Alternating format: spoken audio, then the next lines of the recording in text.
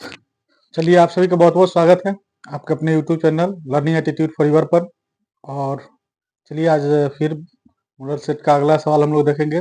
इससे पहले पुनः आप लोगों से आग्रह है कि अपने YouTube channel learning attitude forever को अधिक से अधिक स्टूडेंट्स के बीच शेयर करें, सब्सक्राइब करें और बेल आइकन दबाना नहीं भूलें। ठीक है। और दूसरी बात कि मैट्रिक एग्जाम के ठीक बाद हम इंग्लिश का बैच स्टार्ट कर रहे हैं, जिसमें आपको लिटरेचर, ग्रामर और स्पोकन इंग्लिश तीनों सिखाया जाएगा।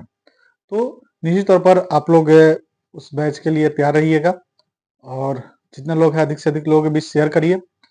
और इस यूट्यूब चैनल पर बहुत सारा वीडियोस डाला गया है, लाइव वीडियोस भी डाला हुआ है और क्विज कंपटीशन का भी वीडियोस वगैरह डाला हुआ है जो आपके समय को बचाएगा। तो आप लोगों से आग्रह है उन वीडियो को जाकर के @लर्निंग एटीट्यूड फॉरएवर पर सर्च करेंगे, आपको मिल जाएगा और आप उसको देख करके अपने समय को बचा सकते हैं।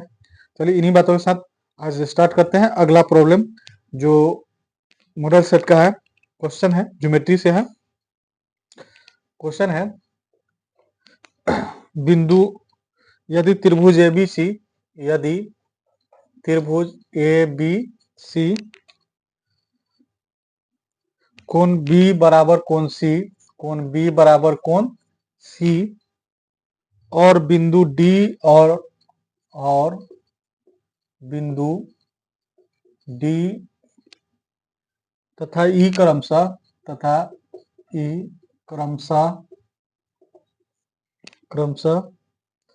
भुजाओं AB तथा AC पर इस प्रकार है। भुजाओं AB तथा AC पर इस प्रकार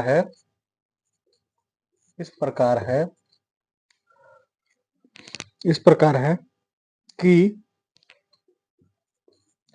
BD बराबर C तो सिद्ध करेगी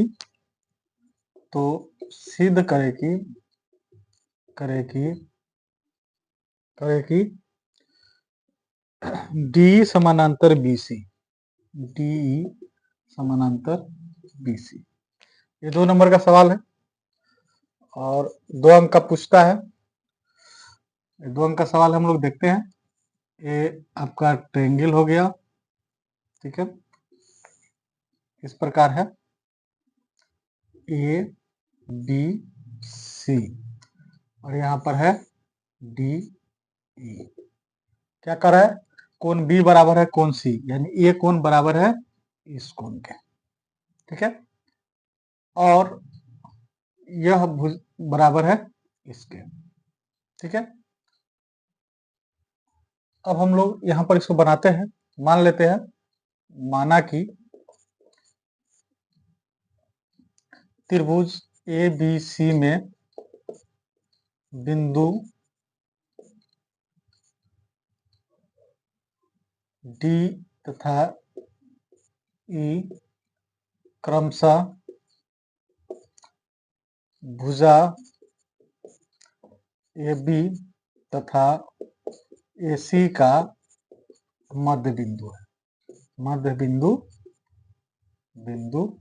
है। तो सिद्ध करना है कि D पैरेलल BC, यानी D समानांतर है BC के। प्रूफ में चलते हैं, प्रमाण में प्रूफ में चलते हैं। चूंकि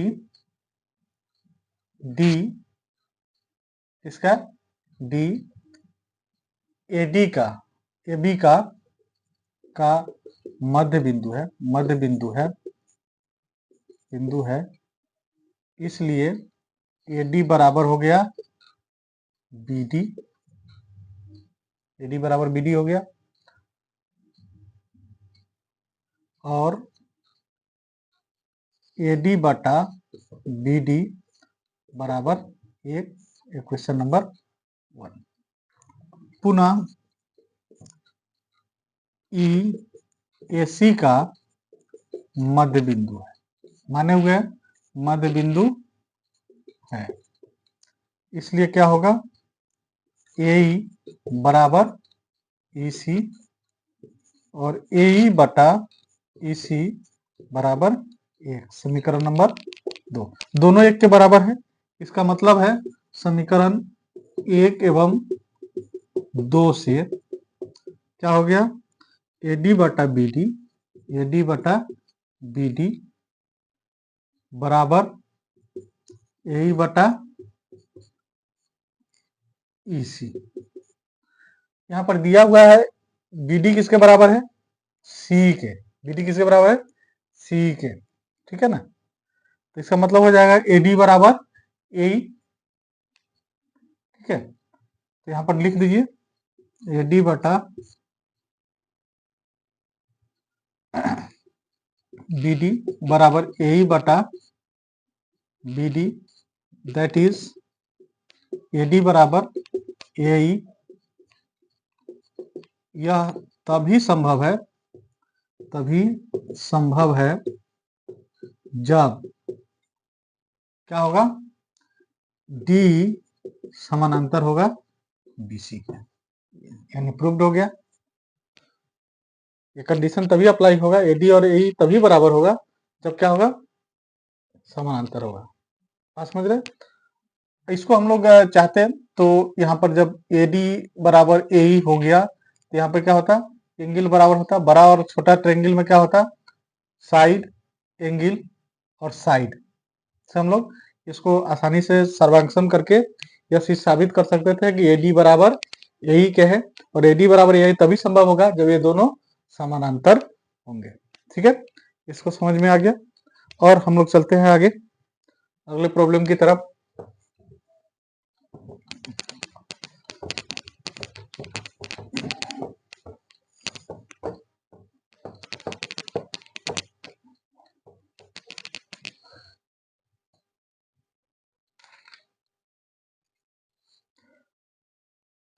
अगला प्रॉब्लम जो दिया है वो कुछ इस प्रकार है। दिया हुआ आकृति है, एक आकृति दिया हुआ है, इसको समझिएगा। अगर मॉडल सेट में देखिएगा तो क्वेश्चन नंबर आपका 23 हो जाएगा। ठीक है, और पी क्यू आर एक ट्रायंगल है, P Q are face form पर रिलेटेड प्रॉब्लम है, और एस और टी उसका बिंदु दिया हुआ है, एस और टी इसका बिंदु दिया हुआ है। ठीक है, ये 3 सेंटीमीटर है और ये 6 सेंटीमीटर है। ठीक है, तो कह रहा है कि त्रिभुज पी क्यू आर का क्षेत्रफल ज्ञात करिए। ठीक है,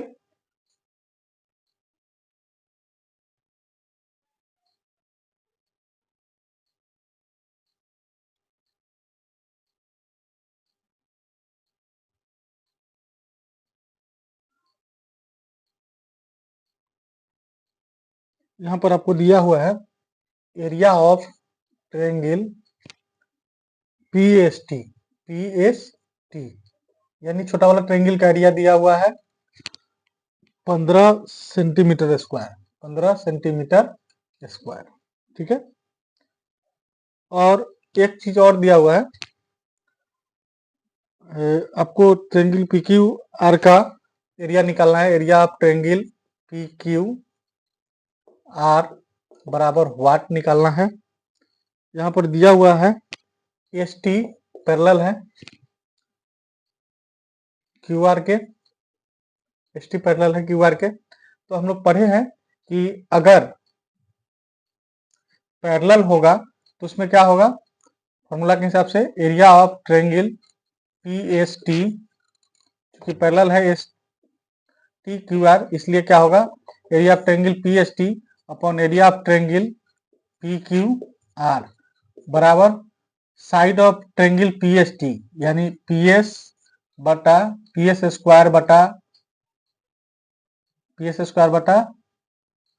इसका बड़ा वाला छोटा वाला भुजा और इसका छोटा ये उस साइड का भुजा PQ स्क्वायर बराबर इधर वाला PT स्क्वायर बटा PR स्क्वायर और इधर ST स्क्वायर बटा QR स्क्वायर।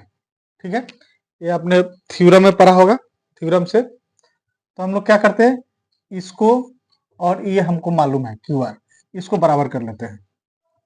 अब यदि area of triangle P S T upon area of triangle P Q R is equal to S T upon Q R square, आने दीजिए, कोई दिक्कत नहीं है। अब चलते हैं, area of triangle P S T दिया है 15 और area of triangle P Q R निकालना हम लोगों को। यहाँ पर एस टी यानी 3 का स्क्वायर और क्यू आर यानी 6 का स्क्वायर, कितना हो जाएगा।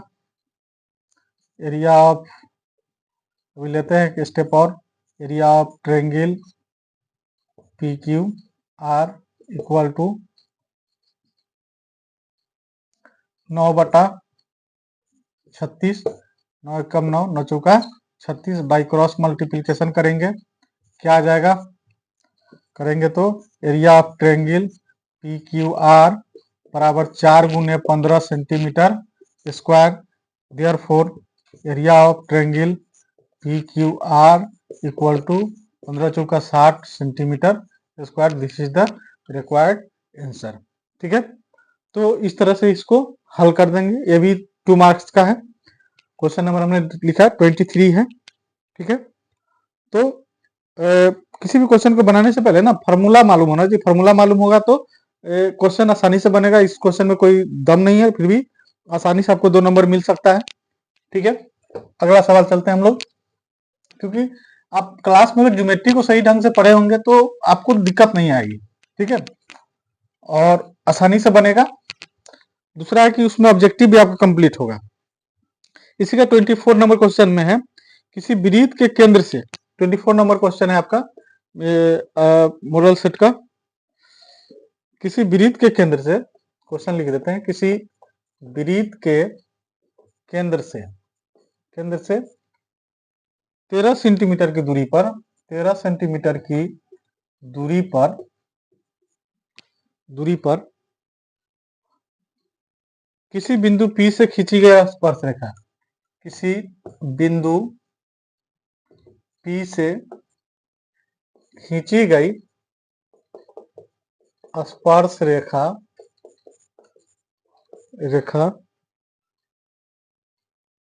की लंबाई 12 सेंटीमीटर है, की लंबाई 12 सेंटीमीटर है। ठीक है, वृत्त का त्रिज्या ज्ञात करना है। तो वृत्त का त्रिज्या ज्ञात करें। देखिए, एक सर्किल है।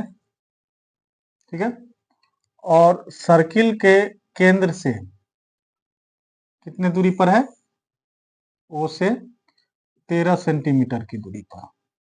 तो यह स्पर्श रेखा है जो P पर स्पर्श करता है, बिंदु P पर स्पर्श करता है। बिंदु P खींची गई स्पर्श रेखा, यहाँ P हो गया। स्पर्श रेखा यहाँ पर मान लीजिए T है, T मान लेते हैं।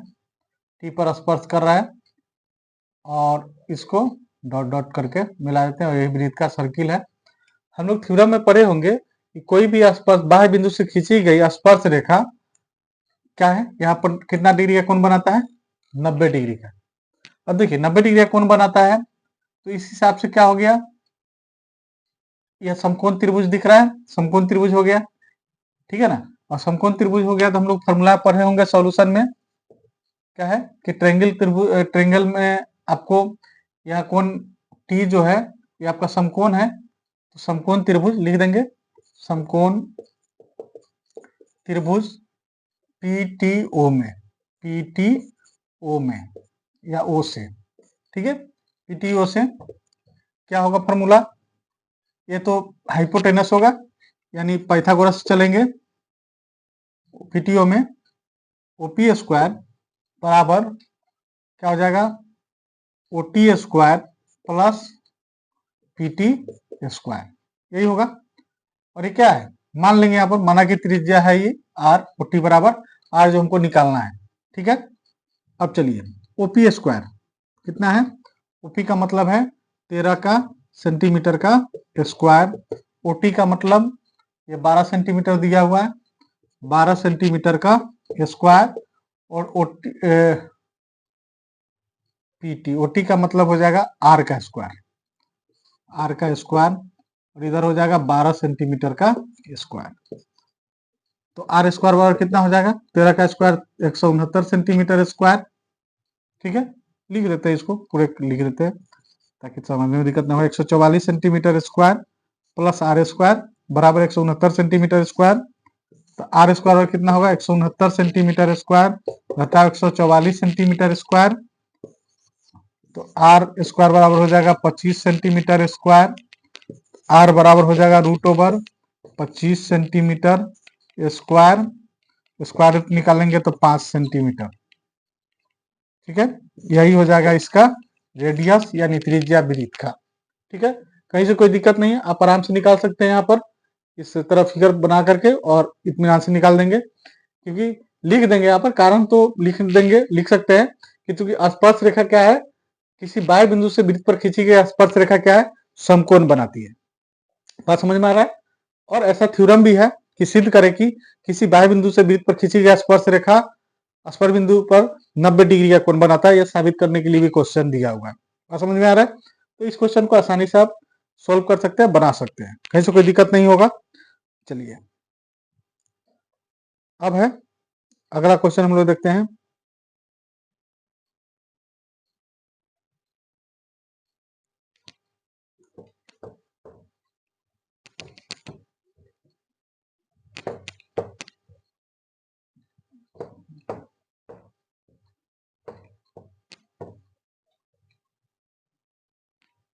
अगला क्वेश्चन है, किसी भिन्न के अंश और हर में 2 जोड़ने पर वह 5 के बराबर हो जाता है। ठीक है, तो क्या करना है, समीकरण लिखना है।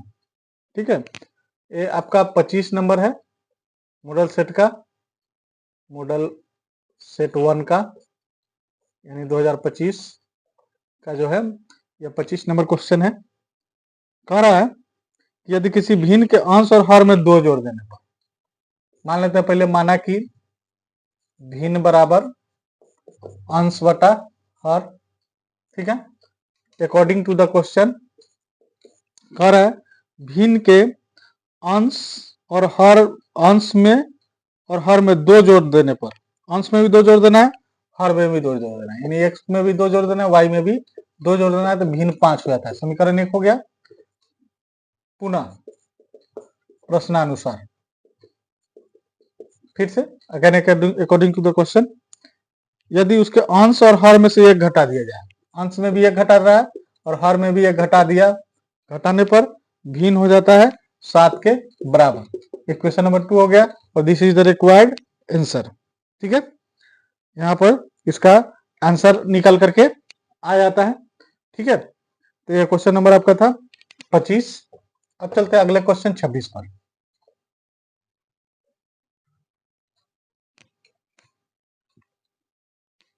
(26) ध्यान रखिएगा, देखिए क्वेश्चन तो आपको उतना ही पूछता है।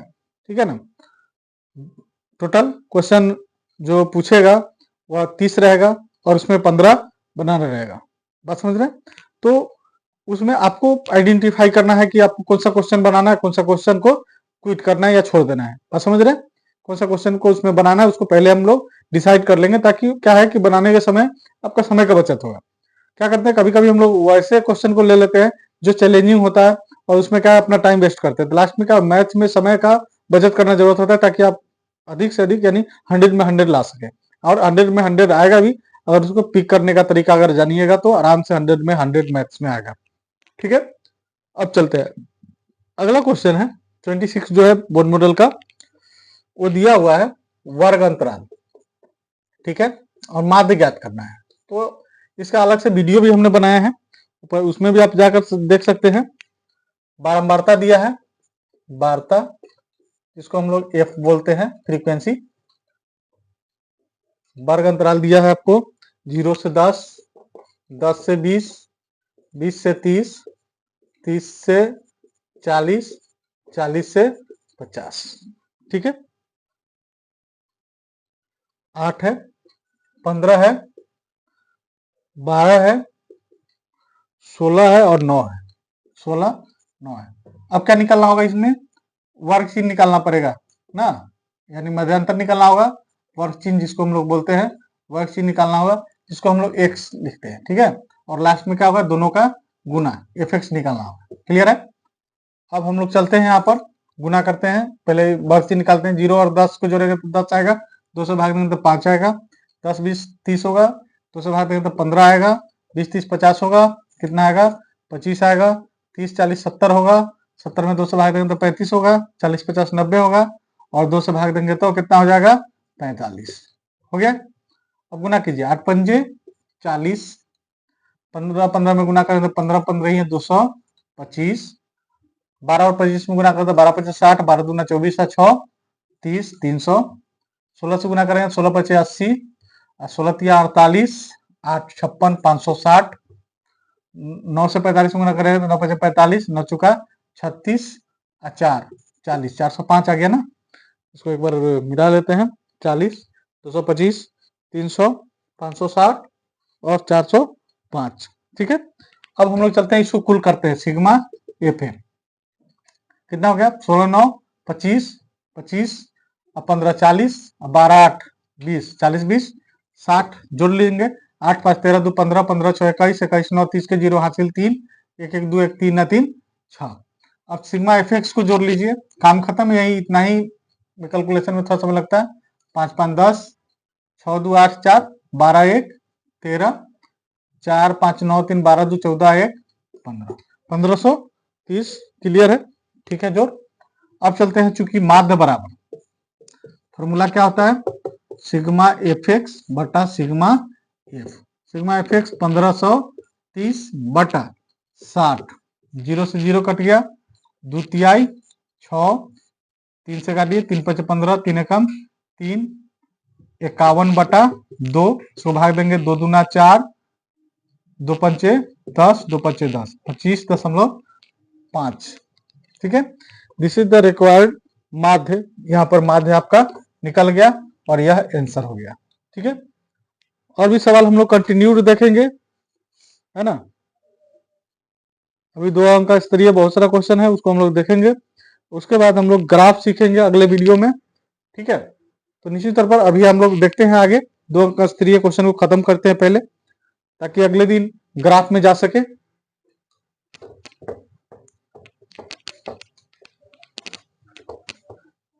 सबसे बड़ी महत्वपूर्ण चीज है कि आप जब क्वेश्चन को बनाएं तो ध्यान रखें कि हम पहले भी बोल दिए कि क्वेश्चन को पिक करना, उसमें आपको डिसाइड कर लेना पहले कि हमको किस किस क्वेश्चन को बनाना है। इस बात का एकदम आप लोग ध्यान रखिएगा। और बहुत सारे बच्चे इस बात को फॉलो करके 100 में 100 मार्क्स ला चुके हैं, तो निश्चित तौर पर आपका भी आएगा, ठीक है। एक 14 सेंटीमीटर त्रिज्या वाले वृत्त के एक चाप केंद्र पर 120 डिग्री का कोण आंतरित करता है। बोर्ड मॉडल का 27 नंबर क्वेश्चन है। इसको बनाते हैं इस तरह से, ये कितना डिग्री का कोण बनाता है? 120 डिग्री का, ठीक है ना, 120 डिग्री का। और त्रिज्या कितना दिया? 14 सेंटीमीटर, ठीक है।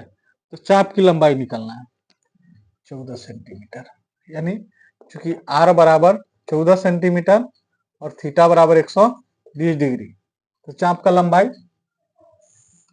एल निकालना हमको। चाप का लंबाई एल क्या होगा, ठीक है ना। तो एल बराबर क्या होता है? एल बराबर थीटा बटा, ठीक है, थीटा बटा 360 गुने 2 पाई आर। थीटा हो गया 120 डिग्री बटा 360 डिग्री गुने 2 गुने 22 बटा 7 गुने 14 सेंटीमीटर। 12 तिहाई 36, कटेगा इधर, 7 दूना 14, 22 कितना हो गया? 88 बटा 3 सेंटीमीटर, भाग देंगे तो कितना होगा? 3 दूना 6, कितना बच गया? 2, 3 9 27, 1 बच गया, 3 तिहाई 9, इतना ही पर इसको ब्रेक करते हैं। 29.3 सेंटीमीटर, 3 चलते रह जाएगा। ठीक है, तो इसको बना लेंगे इस तरह से।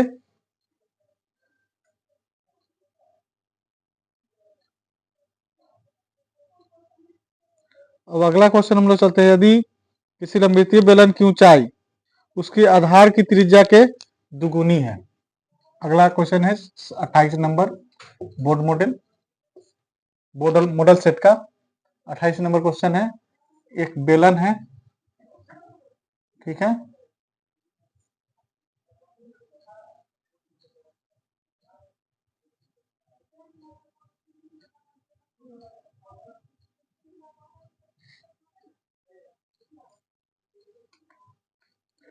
कह रहा है किसी लंबवृत्तीय बेलन की ऊंचाई उसके आधार त्रिज्या की दुगुनी है, यानी आधार त्रिज्या है उसका दुगुनी है बेलन का ऊंचाई। ठीक है, और कह रहा है कि इसका क्षेत्रफल दिया है 616 सेंटीमीटर स्क्वायर, और बेलन का क्षेत्रफल कितना दिया है? बेलन का क्षेत्रफल 616 सेंटीमीटर स्क्वायर। बेलन का क्षेत्रफल क्या होता है? 2 पाई आर एच ऊंचाई।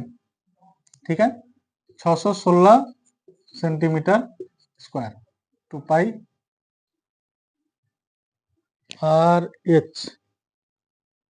ठीक है ना, ठीक है, वर्कपीस क्षेत्रफल 2 पाई आर एच। 2 गुने पाई गुने आर गुने एच कितना है? 2r है, 616 सेंटीमीटर स्क्वायर, यानी 4 पाई आर स्क्वायर बराबर 616 सेंटीमीटर स्क्वायर। ये ना हुआ। 4 गुने 22/7 गुने आर स्क्वायर बराबर 616 सेंटीमीटर स्क्वायर। तो आर स्क्वायर कितना होगा? 616 गुने 7/4 गुने 22। 4 से भाग दीजिए, 4 एकम 4, 2 बच गया, 4 पच्चे 20। ठीक है, 4 चौका 16, 22 से 7 मतलब एक कट जाएगा। ठीक है, तो आर बराबर कितना हो जाएगा? √7 गुने 7 सेंटीमीटर स्क्वायर। तो आर बराबर हो गया 7 centimetre. This is the required. ठीक है ना, आपका यहाँ पर आर निकल गया, त्रिज्या निकल गया। ठीक है ना, अब है अगला क्वेश्चन हम लोग देखते हैं। इसका जो है वो प्रोबेबिलिटी से है, वो भी 2 अंक का पूछे हुए हैं।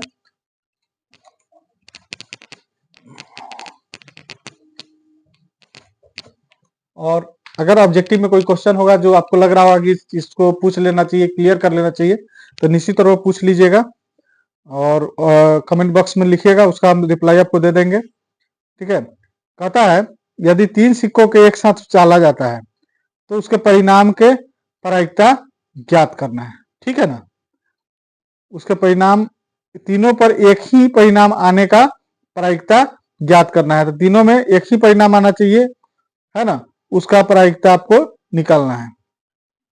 ठीक है, तो 3 सिक्का को एक साथ उछाला जाता है। ठीक है, तो पहले तो निकालना पड़ेगा। ठीक है, अनुकूल परिणाम, तीनों पर एक ही परिणाम आना चाहिए। ठीक है, चलिए देखते हैं सॉल्यूशन में। क्वेश्चन नंबर 29 है आपका मॉडल सेट का जो 29 नंबर क्वेश्चन है। कुल घटना अगर उछालते हैं तो कुल घटना कितना हो जाएगा?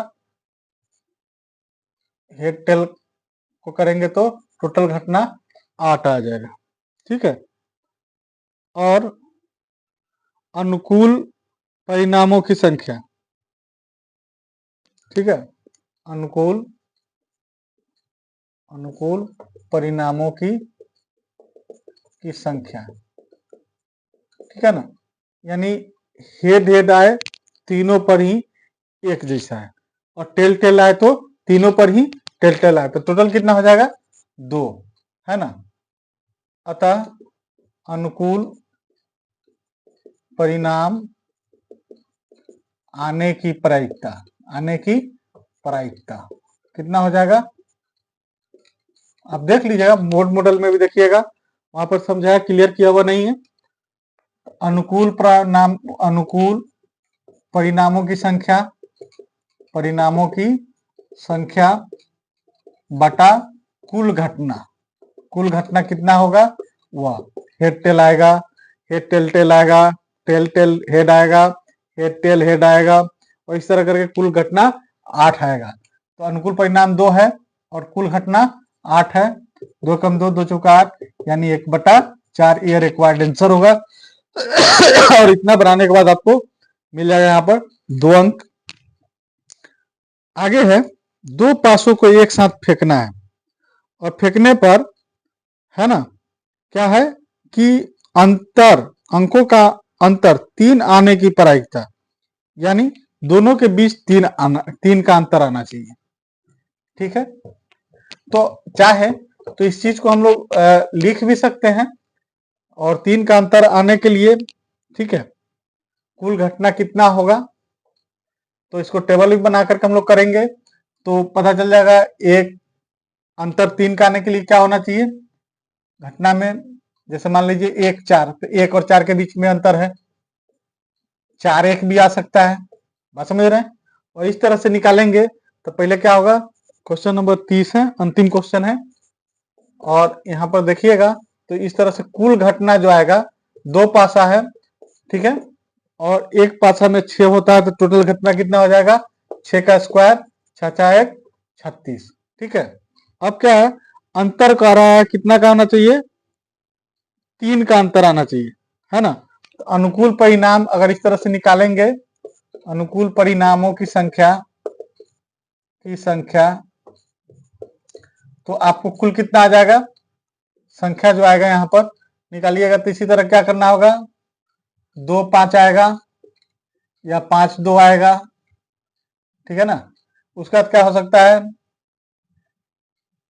6 3 आएगा या 3 6 आएगा, यानी 3 का अंतर करने के लिए यही कुल घटना हो सकता है, बात समझ रहे हैं। तो यहाँ पर कुल अनुकूल परिणाम की संख्या कितना हो गया, 6, यानी प्रायिकता कितना हो जाएगा, अनुकूल परिणाम बटा कुल घटना, 6 कम 6 6 6 36, यानी 1/6 चांसेस है कि अनुकूल परिणाम के परिणाम आपका आएगा। ठीक है, यह प्रायिकता हो गया अनुकूल परिणाम का। और इस तरह से हम लोगों ने 30 क्वेश्चन को डील किया। कोई क्वेश्चन छूट गया होगा तो उसको कमेंट सेक्शन में जरूर लिख दीजिएगा, और जो भी वीडियो हमने अपलोड किया है मॉडल सेट का उसको देखिएगा। और अगला दिन से हम जो वीडियोस आपको शेयर करेंगे वो वीडियो होगा 5 अंक का स्तरीय ग्राफ का होगा, हाइट एंड डिस्टेंस का होगा, और इस तरह से कोरिलेटेड प्रॉब्लम होगा, और कुछ वीवीआई क्वेश्चन का भी हम नोट्स लिखेंगे वहां पर, कौन कौन सा क्वेश्चन इंपॉर्टेंट है। तो निश्चित तौर पर कल के वीडियो को निश्चित तौर पर देखिएगा। और चलिए इन्हीं बातों के साथ पुनः आप लोगों से आग्रह करते हैं कि मैट्रिक एग्जाम के ठीक बाद हम अंग्रेजी का बैच स्टार्ट करने जा रहे हैं, जिसमें हम आपको literature, spoken English and grammar तीनों चीज को हम एक साथ लेकर के चलेंगे, और आपको सिखाएंगे 0 से स्टार्ट करके, यानी शुरुआत से। बहुत सारे बच्चे बोलते हैं कि सर हमको अंग्रेजी नहीं आती है और हम बहुत कमजोर है, तो विश्वास करिए वो जो बैच शुरू होगा आफ्टर द मैट्रिकुलेशन एग्जामिनेशन, वो बैच बहुत ही यूनिक होगा, और आप लोग जुड़े रहिएगा। और निश्चित तौर पर अधिक से अधिक छात्र छात्राओं के बीच शेयर कीजिए अपने YouTube channel @learning attitude for को, और सब्सक्राइब और बेल आइकन दबाना मत भूलिए, ताकि हमारा जो भी वीडियोज बनते हैं, जो भी अपलोड होते हैं, उसका नोटिफिकेशन आपको जाए। चलिए इन्हीं बातों के साथ आज का वीडियो यहीं पर क्लास को ओवर करते हैं। Wish you all the best and thank you very much.